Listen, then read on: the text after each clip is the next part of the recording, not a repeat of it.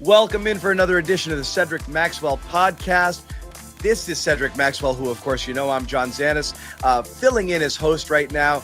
And if you don't know, the Cedric Maxwell podcast is a proud member of the CLNS Media Network. Subscribe to our channels, turn on your notifications, and if you're listening to this on audio, please rate and review the show. Max, let's get into it. The Celtics go down. We all know this. Their season is over. Once again, another champion failing to repeat. Hasn't happened since the Golden State Warriors, back in 2018. And they go down in embarrassing way for a variety of reasons.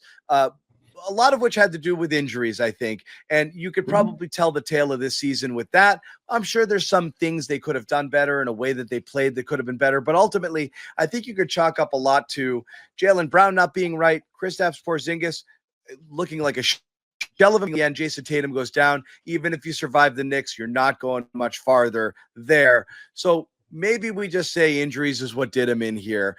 Who knows? But you've been part of teams that have won titles twice, Max. You've won in 81, you win in 84 with a team that was phenomenal, with a core that was set, with talent everywhere. So let's kind of walk through what you think the most challenging thing is about repeating. And again, the face of the NBA is different now. Economics get in the way, and the league is trying to build something that isn't necessarily where you do have, champions rolling over. But let's just go with what happened back when you were playing. You win in 81 and you've got everything, multiple stars in your prime, yourself as the finals MVP, of course, Larry, you've got, you've got Robert, you've got an ascending Kevin McHale in a bench role, already developing as one of the best bench players in the league.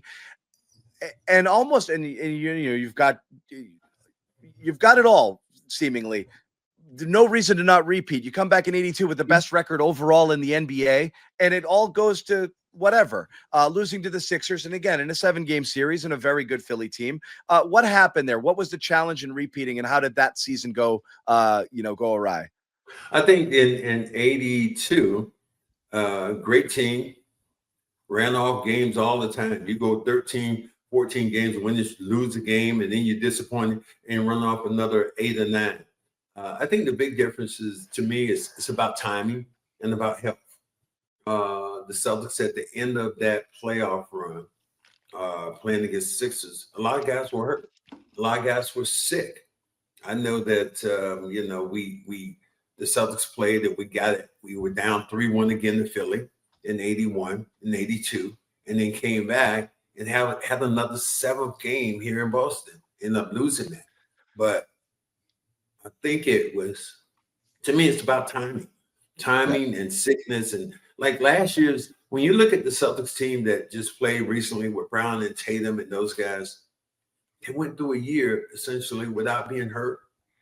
When you can have a team and you have luck on your hands, you have talent, and the timing of people not getting hurt, that separates you from winning and losing championships the next year. And that happens. The next year, you're the 2 seed to Philly in 83. Philly's a wagon that year, but you don't even make it that far. Again, you talk about surprising and or embarrassing exits. Celtics going out in the second round this year to the Knicks. A lot of people think it's brutal. Celtics lose to the Milwaukee Bucks in 4 games. Swept. 4-game sweep in the last days of Bill Fitch, and I remember images of that. I remember one image of Casey in a huddle and Fitch off to the sideline, in one of those games. Something went rotten with that team. What happened there in 83? What went rotten was the fact that everybody abandoned ship because there was a full-blown mutiny with Bill Fitch. Yeah. Bill Fitch was a great coach that got some things done for your team in 81, in 80, in 82, in 80. We're here about 3 or 4 years. Bill just made us better players. But Bill wouldn't allow us, and every player would say this, wouldn't allow us to be men. What I mean by that is that we had grown up under him. And as a coach, there was certain things he wanted to do. You're going to do it his way. and you had to give the players leeway. It's a give and take. It's like when you have a young kid and he starts to grow and you watch him grow and you give him a little bit more leeway and then, son, you stay out to 10. Now you can stay out to 11. You're older or whatever. You have more friends that can do what you want to do. Bill never wanted to do that. And because of that, guys were very upset. I'll give you an example. We used to stay, we didn't fly, we flew commercial. So we would say we were playing in New York at Madison Square Garden. And after the game, Bill Fitch had this thing that he wanted everybody to come back on the team bus, back to the hotel, because we were staying overnight. So if you had friends who were at Madison Square Garden after the game, you couldn't see those friends there. You had to leave them, get on a bus, and go all the way back to your hotel, and then come all the way back. Those were the little things that really destroyed the continuity of the team and the confidence, because Bill did not allow us to grow from being boys to men, and that was big. And I know that was big because I was there. We talked about it on an earlier episode, this week with Joe Mazzulla and his coaching style and how that relates to, the current Celtics and how it's going to play next year as the face of the Celtics. The Celtics are going to take on a kind of a different shape. Mazzulla's job is going to be a lot different. Can you compare, and again, from the coaches you've played with, is there a comp in your mind from Mazzulla to anybody who you played under in terms of how they treat the players or how they react to things or how they manage? No, there really isn't, because Joe has made it very comfortable with his players. You don't have to do all these shoot-arounds that teams believe in. It's like, dude, get the work done. We can have a meeting. We don't have to go over to the arena, and we get the stuff done here. You don't have to get up and out of your bed. You can rest your body. Certain coaches didn't believe in that. Even practice schedule, I think that Joe has reduced the number of times or the times that players are going to practice. And I think bigger things than that, it's become so much more of that all teams really, but the Celtics in particular, become more family oriented. You remember those last couple of games this year with the Celtics, where you have players who had their sons or daughters on the bench, before the game, or you shooting around. Bill Fitch would have died if, in fact, you would have a player out there with his son and doing anything to do with the players. So that's something else that's changed in a huge way. When I think about who Joe Mazzulla is and what Joe believes with his teams and his players and the families that come along with it. You talked about the Bill Fitch thing, and again, it's well documented how that kind of went down, which is, as you said, full-scale mutiny. How difficult is it to play, even when you respect their ability as a coach? How difficult is it to play for somebody when you don't like them? Like is a whole nother, whole nother word. Or you just don't want to show up to work because you don't like how they make it. How many of those guys down there believed in Bill Belichick? They endured it. They endured it until the winning stopped. But how many guys came to that team and went, what kind of practice is this, and pads and all this other stuff that we have to do? That now when you win, it worked out well. Yeah. But when Bill got to the end, all of a sudden, all those things he did before became problems. Yeah. Oh, that you can't do this and that. So it really depends on where you're at. Winning cures almost everything. The coaches can't do what Parcells, how he talked to players when he first got down to Foxborough. It doesn't work anymore. It doesn't work with coaches and players in any group now. You guys have to be almost in bed together when you're talking about your coach and your coach and your players. Y'all have to understand like the nuances of the game. We're gonna work together. It's gonna be.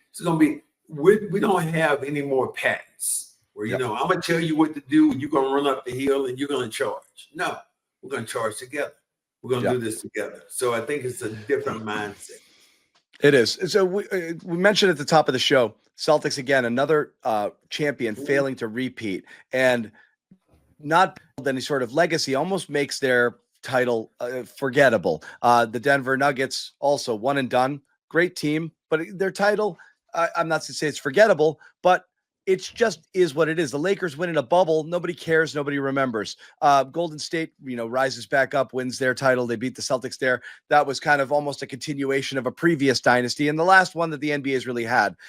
So I'll ask you, as a person who played through that era, was part of it, was part of the revitalization of the NBA, which had a lot to do with individual players, Magic Johnson, Larry Bird entering the league at the same time, with some level of fanfare, and kind of elevated a league that was struggling a little bit with audiences and such. But also you had this amazing East Coast, West Coast, Celtics, Lakers style difference dynamic, and that carries you through an entire decade. And from there, kind of propels you forward into a Pistons bridge, Michael Jordan Bulls, dynasties, the teams to watch, the reason you watched the reason you watch the league. What do people remember? That from there. Okay. Now, while it might have sucked at the time to be, a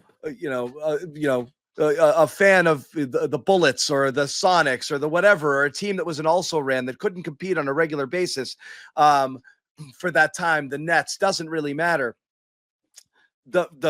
The fans and the product and the way that the game was viewed was big because of these guys. Is the end now? The current CBA is basically a dynasty killer. They're trying desperately to eliminate super teams and create more parity. And if you are going to be good, you're not going to be good for too long. I'll tell you that.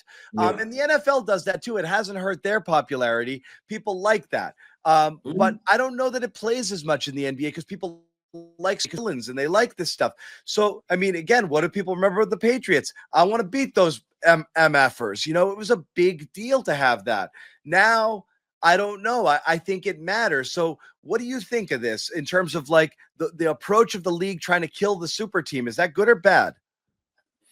I don't like it. I think that, you have a great team. And all of a sudden you have to start dismantling that team because of the salary structure. I don't have the money, so hell, it's not my coming out of my pocket. But you look at the ratings of the NBA. These games have to be some great rated games. I mean, although the Knicks kicked the Celtics, what's that sound I hear right now? Oh, that's Laker fans right now. That's Laker fans who got excited when the Celtics got beat. They were just clear. I mean, I got all my buddies. What was that? Because you're haters. You're haters. But you hate because you had a team and a franchise that was relevant that came back to the top. I like that. Now, how is that going to play out with the new teams that are there? The new faces of the NBA. When you talk about, is OKC going to be that face now? A small market team that could possibly come in and win it all? Are we that excited about OKC when we say that? People essentially know that one funny guy's name, Shea Gilgeous-Alexander. That's all. You don't know anybody else. Chet Holmgren, you might know him, but after that, two players. That's all. You think about the dynasty teams or the teams during the 80s, the Bulls during the 90s. You can name almost all the players that were on that team. And you go down the line, the Scottie Pippins, the Horace Grants. Will Perdue. You even knew Will Perdue's name. Bill Cartwright. You knew these things. You go to the Lakers you go to the Celtics during the 80s. You had Cedric Maxwell, you had Larry Bird, you had Kevin McHale, you had Robert Parrish, Danny Ainge, Dennis David Johnson. Third Kill, Sam Vincent. Yeah, these were, you don't even think of it. Third Kill didn't come to the Lakers. You didn't know who the hell Third Kill was. But you go to the Lakers and you could go down their franchise. Or even the Houston Rockets when they were rolling with my cousin Vernon Maxwell, Hakeem Olajuwon, Sam Big Ball Cassell, So I mean, they're teams that, to me, I like the villains. I like when teams. I hated the Celtics when they won 8 in a row. When I was coming up, I was like, damn, they won again. But I look at it now. When you have teams that can be villains and they're good, I think it's better for the league. Yeah. No, as much as people want to talk about the NFL right now, when the Cowboys are healthy, the NFL is much healthier because people want to hate that villain team. The same thing right now with the NBA. Although I hate the fact that the Celtics have lost it, when the Knicks are relevant, it's better for the NBA because that is essentially where the game was kind of, the professional game was kind of created. So I love part of the parody, but I also, but man, I love the super teams. I love the villains. I love, down there in Foxborough and all that stuff. And Foxborough will never be the same again. Yeah. It will never be. It's unfortunate. It would never be the same. It would never hold that luster again because of the, you're not going to duplicate what those guys did. Yeah. Same way you look at the Celtics, they came back and they became relevant when you think about Russell's team. But who's going to win 8 championships in a row? Nobody. Yeah. So yeah, the parody is probably pretty good, but I still like those fantastic super teams. Well, OKC has the makings of one because they do have young stars and they have an insane amount of assets and draft picks. So they're in a position to continue on with the current franchise that they have and reload as they go. They have an incredible amount of flexibility. You don't normally see a team that had historically based on just numbers, one of the most impressive regular seasons in NBA history. We were saying this about the Celtics last year. OKC went out and one-upped them. It was even more impressive what they did just in terms of how badly they were beating teams, how incredible their defense is, top-rated, top 3 offense, top 3 defense, just an insane team here. And they have to be the betting favorite and the clubhouse favorite here. They were to start it, and now you've lost everyone else. All the other top seeds are gone. They're taking on Minnesota out there. But if you want to talk about stars, people who captivate imagination, you mentioned Shea, you mentioned one way or the other, you're going to have something happen this year. You're going to have one of SGA, Anthony Edwards, Tyrese Halliburton, or Jalen Brunson win an NBA title. You've got a new face of the NBA conversation after what happens here. And again, Jason Tatum won the title last year and amazingly, I believe, lost credibility, or his stock dipped after winning a title, which is insane to me. You never see that because he didn't shoot the lights out. He didn't win finals MVP. He wasn't impressive in a what I can see sort of way. He made impacts in other ways, but not ones that captivated people's imagination. So people left thinking Tatum didn't win. They had an easy path. But doesn't matter. Yeah, add into that the fact that, do you think it helped his product when the fact he went to the Olympics? And there were several games he didn't even play in. Yeah. Do you think that hurt Tatum's hurt that persona of who he was? Yeah, his stock dipped after winning a title. I've never seen that. Yeah. But one of these guys. But when have you seen a star player in the NBA go to the Olympics and not play? Yeah. Jason Tatum was viewed as one of the top 5 players in the NBA. Well, I'll tell you this. You know who else didn't play in the Olympics and who might win a title right now is Tyrese Halliburton. So it doesn't always happen. Did he have the same shine as Tatum? No. Tatum had better bona fides, more credentials, coming off a title and a top 5 MVP finisher, last few years, all NBA first team. Halliburton didn't have those bona fides, but Halliburton's still playing. He didn't play a lick in the Olympics either. Here's what you say about that. Halliburton was voted by the players, not anybody else. The players. They polled some of the players. And most overrated. He was voted the most overrated player in the NBA. The most overrated player in the NBA. And he's about to go to the, I think he's going to go to the finals. I don't know if they'll win it. But that really shows you how fickle things can be in the NBA and how things go. So that's why I'm saying, just essentially with the NBA, it's healthy. It's healthy. Just stay tuned. I think the salary structure is obviously going to change things, but it is a very, very healthy product. When you can keep guys under control. Maybe the John Morant's, a little bit more difficult. You think about them, but you got a lot of the Steph Currys, the Anthony Edwards, and the Jason Tatums, the Spider Mitchell, Shea Gilgeous-Alexander. You can look at the influx of all those great players, and then you put Nikola Jokic in, and Jokic is look viewed right now is he's viewed right now as the best player in the NBA. If you were picking in the NBA right now, you're not going past two.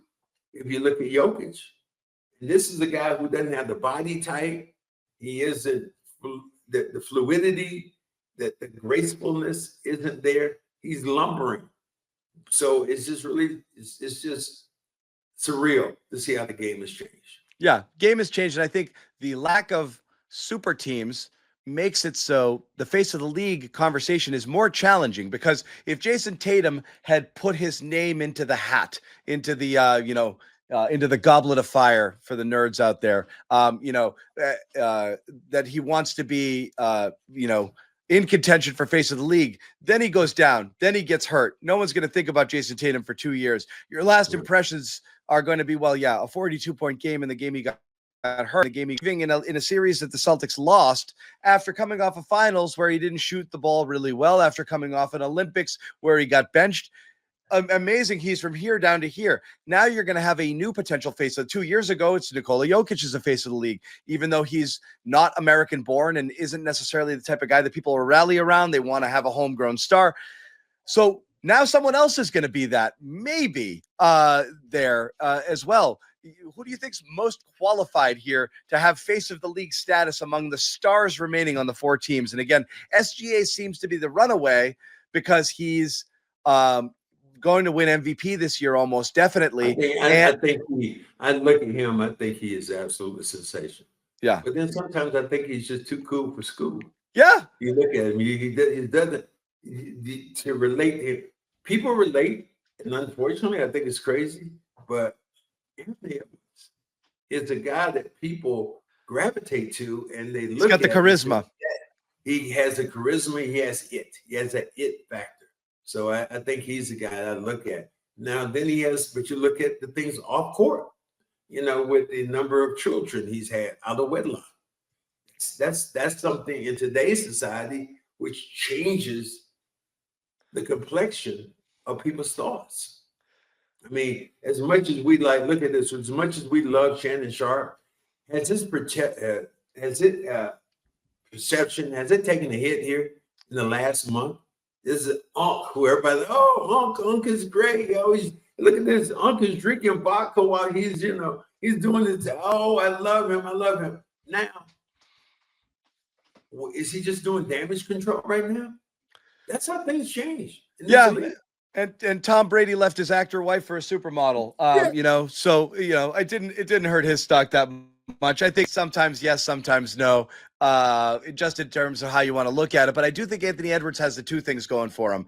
SGA is like a silent assassin, right? He's getting you done with the midi. He's got terrific handles. There's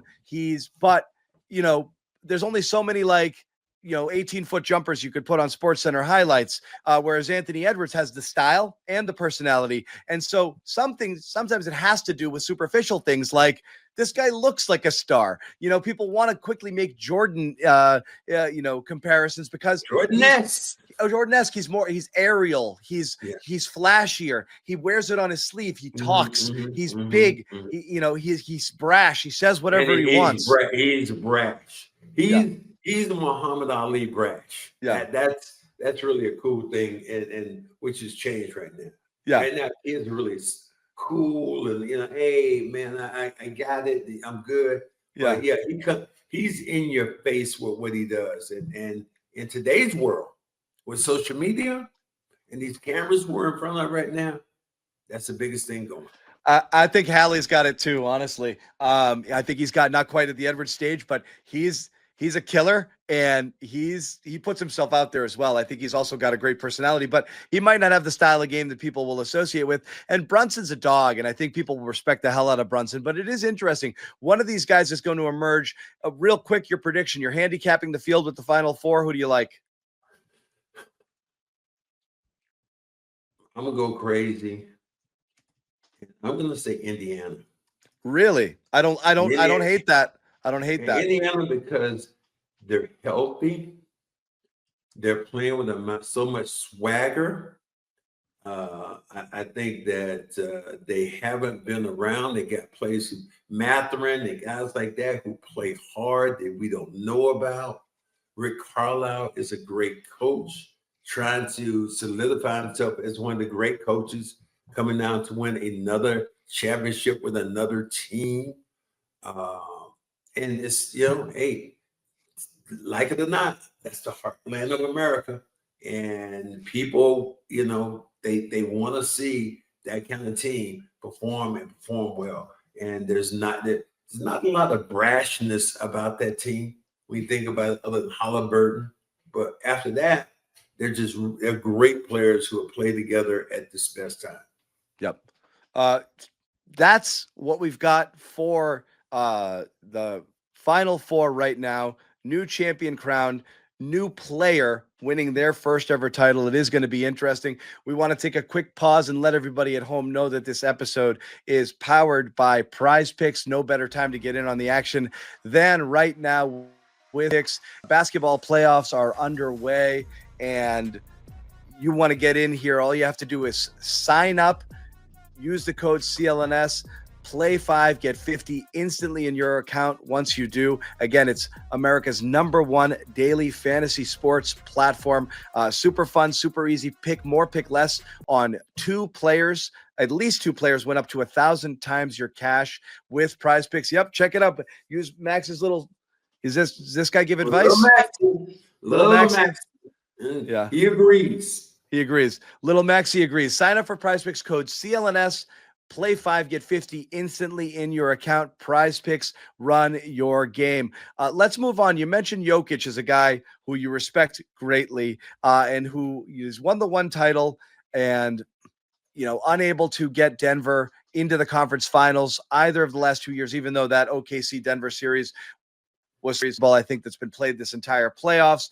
And people are going to look at the final score and the final result, and they're going to be like, Jokic couldn't get it done. And come up with their things.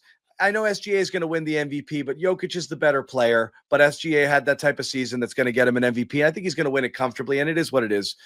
So that's fine. He wins. But Jokic is clearly the best player overall in the league, and one of the best players we've seen. That I'm not sure, Max, how the story of him is going to be written. Like, we might be witnessing one of the best players of all time, and I think people are not reacting to it appropriately because they're almost just used to what he does. So I don't know. What's your general perception of Jokic, both in terms of how he's viewed and how he should be viewed historically for all that he's been able to do? He is one of the few guys, you think about it, he is so unique. And when I think about players, I think about the greatness of players here recently is how they changed the game. Will Chamberlain changed the game, and they had to make the lanes bigger and all this other stuff. Steph Curry changed the game. His ability to knock down the 3. I talked to his dad, Dale Curry. I said, I hate what your son, he's ruined the NBA. And Dale Curry said to me about Steph Curry, he said, a lot of shot takers, not a lot of shot makers. Now, Jokic is something I don't like, in the fact I don't like caviar. Probably never had caviar, but I know it's expensive. I know it's supposed to be good. And he's just that damn good, where he's able to put the ball. I thought it was crazy to see him when he used to bring the ball up the floor. I'm like, he's 6'11". He's bringing the ball 7 feet tall, bringing the ball up. Look at his assist ratio. You love him because he isn't physically intimidating with his quickness. He's big, but he's not fast. He's big, but he doesn't jump. He's grabbing rebounds fundamentally. It's just really, his game reminds me a lot except this part. Dare I say, Kevin McHale will probably kill me. Reminds me a lot of Kevin McHale. But Kevin McHale was a reluctant passer. Joker is a confirmed passer of the basketball. He can get you a triple-double at any time. And he shoots the 3. The new NBA is exactly tailored the way he plays. Yeah. He shoots the 3. He runs the floor. He passes. He moves around the basketball. So that's what I think is. I think that's why I look at his greatness. Because of his size, he's always going to be looked at as a center, and of course that he is. And I'm curious. Use the word, John. Use the word lumbering. lumbering. lumbering. That's the way you say it. Look, Lumbering. because he's enormous, you can't mistake him as anything other than a center, even though he's basically playing point guard or point forward on the Nuggets here. But he does a little bit of everything. You mentioned McHale. Do you not think that the better comp might be Larry in terms of rebounding, passing, shooting, able to score, able to get people involved, can dominate a game without taking shots? It could dominate a game by some games. Jokic is like, I guess I got to score 40, and he does. Where Larry was more of a, I'm going to score all the time, but he was also getting these balls. I think that when I'm saying Kevin McHale, I'm just saying physically. When you But in think about terms the of long style and what he arms, can do to the affect long a game, arms and the body built, not the prototypical athlete you see. It's like, the greyhound running up and down, dunking on people. That's why I say McHale. But you're right. It does remind you more of Larry Bird's game in the fact of being a great passer, being a great rebounder. He is. You can't even imagine how it begins with. It begins and ends with him when you think about greatness of players and their sizes. And so that's what's interesting to me. And I've said this before. I'm curious your take on it. I think Nikola Jokic and the way that both how he plays with his physical limitations and the modern day NBA being so heavy on 3-pointers and pace and space and all of these things. The interesting thing is that Larry Bird, most players of older generations, oftentimes people look at him, even at the time, Larry's physical limitations always worked against him in terms of how he was viewed.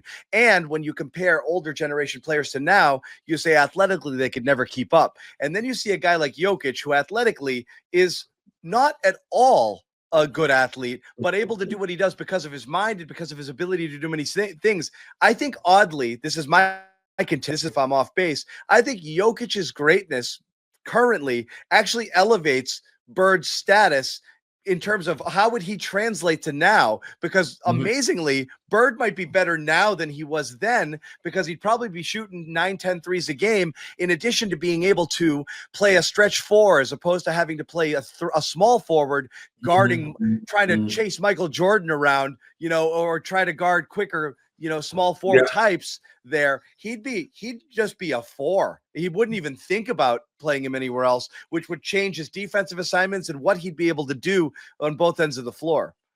Yeah, I think that comparison is a good one, and it does elevate Larry when you think about what he could do. Because Larry was a great rebounder, a great passer.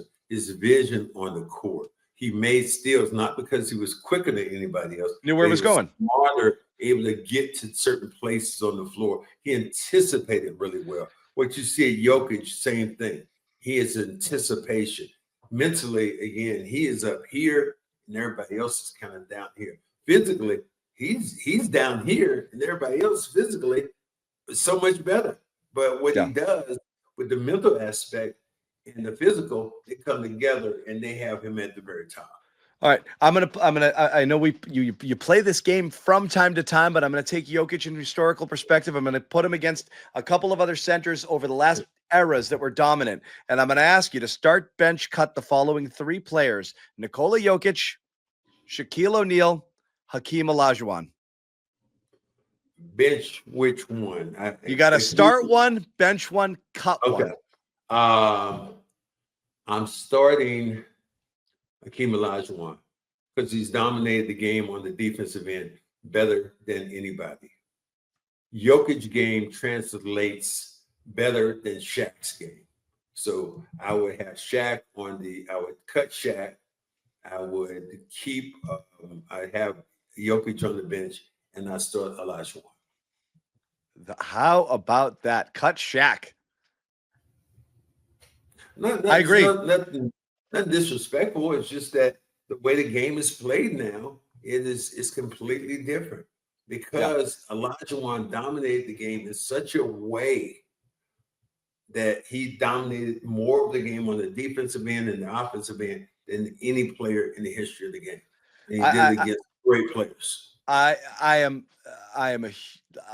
I might agree. It's a real coin flip between Jokic and Olajuwon. I loved Hakeem. I don't disagree with anything that you said. Loved. So yes, interesting. Well, here's a point that you can't argue this point. as great as Jokic is as an offensive player, defensively, you don't think of him that way, dominating from a defensive standpoint.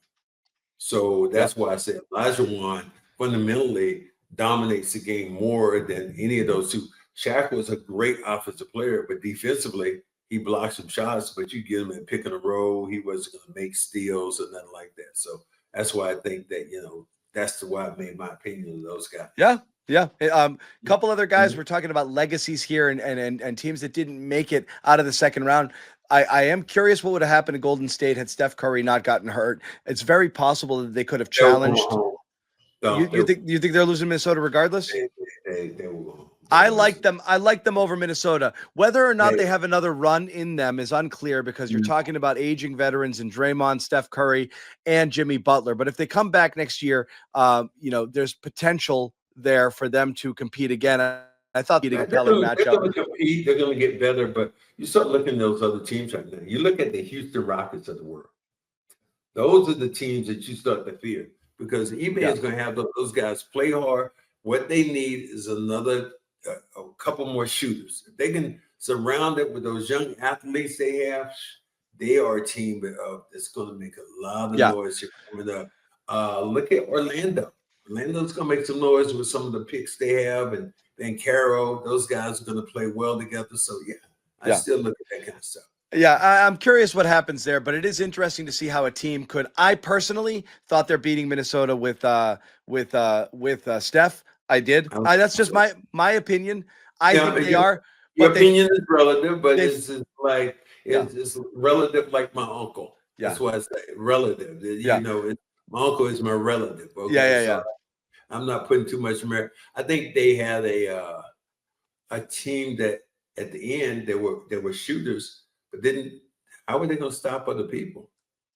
Everybody talked about how were they supposed to stop people? I mean, Draymond Green is older right now. Who are they going to stop? Well, they were playing some pretty good. Not really entirely my point, just my take. The Steph injury makes losing a certainty. Whereas the Celtics, they lose Jason Tatum. If Brown and Porzingis are healthy, I still think they can beat the Knicks without Tatum. I don't know if they can get all the way, but I think it's possible. It's interesting how dependent they are on this one player, even after bringing Jimmy Butler in here, who's been a leader on a team that's made it to the finals and beaten some really good teams, maybe even teams that were better, because he's got that kind of will to win sort of vibe. One of the most interesting and polarizing figures in the entire NBA, if not all of sports, is Draymond Green. And people are really quick to bury Draymond when Steph goes out. You see all of these memes go out there of what Draymond is when Steph's not playing. These aren't memes, John. These aren't memes. These are facts. These are facts. They just giving you facts. When Draymond Green when Steph Curry went out, and I think it was Steph Curry went out, and Clay Clay went out. What Draymond Green average? He averaged a double. As Charles Barkley put it, a single. Single. So so I don't look at it like, okay, I think he's a great player, and I had a couple run-ins with him, but he's a great player who's going to go to the Hall of Fame. What? But he mucks the game up. So now that is crazy. If you go back, what you need to do is go back and just run some highlights. And I found somebody had that on the other day, highlights of Draymond Green's fouls. And damn if you don't think you're looking at a 1970s karate movie, because he's chopping and kicking guys. He's like, damn, what's going on here? But during the 70s, as I said before, and I said that he got mad with me, but I said 70s, you got to pay that bill, man. That bill's going to be paid by somebody on your team or you if you're fouling and hitting guys like that. Now the new NBA, nobody don't want that smoke. They don't even want that smoke at all. I'll ask you this. You said it you volunteered it. I didn't say anything. I didn't prompt you for it, but you said Draymond's great player, going to be a Hall of Famer. Yes. So I'll ask you this. Draymond Green is a Hall of Famer. Cedric Maxwell is not. Respond to that. Draymond Green has won how many championships? 5? Is that what it comes down to for you? 5 championships. He's been an all-star multiple times. Cedric Maxwell was never an all-star. He won 2 championships. He led his team in never he led his team in scoring with his second year, and then you get Larry Bird, and people view you right now as you weren't the bus driver, you were the bus rider, regardless of whatever you did. So our perspectives are completely different. Now I've had players say to me, or Bernard King said to me, like, "Yeah, you're a Hall of Famer," and that's all I need to hear. And who's the better basketball player? Me. Pretty simple. It's me. If I had to arrow the 3-point shot and I was doing that, yeah, I've been a better player. Yeah. I mean, I know I'm a better scorer than he would be. I think he's a better defender, but if you allow me to do some of the things he did, I'd probably be pretty good defender too. I'm not hating on it. We are going to wrap this episode of the Cedric Maxwell podcast. My thanks again to Cedric Maxwell, Celtics legend, broadcaster on 98.5 The Sports Hub, calling games. He's got a little break. Max is Cancun, 1, 2, 3 Cancun. Max, you're done. There you go. Now you can rest, but the offseason is going to be wild. We're going to keep doing this podcast throughout the offseason because there's going to be a ton of stuff. Max and Little Max throughout the offseason here is the Celtics' new face of the franchise. You never know what's going to happen here. And I want to mention once again to those of you listening, please rate and review the podcast wherever it is that you listen to your podcast. If you're watching it on video, you're watching it here on the CLNS Media Network, our various channels where you can consume this sort of content, where you will see Cedric Maxwell appear, our main broadcast channel, our Celtics All Access channel, and our NBA Legends and Storytellers channel. And Max is both a legend and a storyteller. So, of course, you're going to find a lot of Cedric Maxwell content there. Subscribe to all of it if you like Max and you want to catch more of what we're selling you here, even though it's free. So again, thank you guys for hanging out. Peace from me and Cedric, and we'll see you next week.